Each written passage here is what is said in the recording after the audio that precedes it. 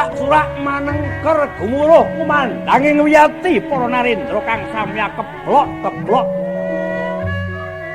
angurmati dhateng lekasing satya agung kang titila bisa mungkasi damel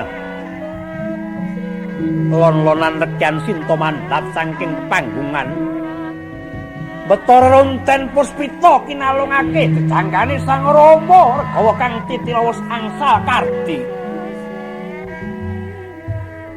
Pusnya paripurna denya ngagem sangsangan Puspita saya ketingal malila kebagusane Dewi Sinta kedhet semak denya mulat upama boten lingsem sarta adrik tetukaning Kang Rama kaya-kaya sang landang marang Sang Rama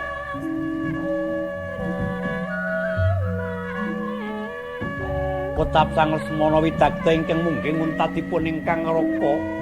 ketingal gambiraning penggalih katitik padang sumeblak pasmoning wadana Kotap Lotayudya ingkang nalika semana wis midhanget warta lamun ingkang putra wis pinter amupu sayembara mentrang langkat bisa tigel kanang Gandewa saking bengahing penggalih nitih rata ginelak lampahe prapta ngalun-alun negari Mantili andhok saking rata grang-rangkul ingkang putra duh anakku nggih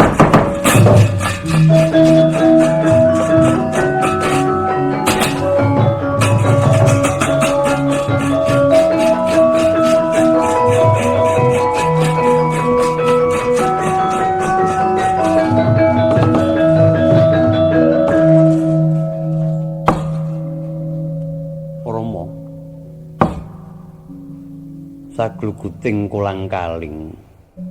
pun Rama ora ngira yen ta mursid nalarmu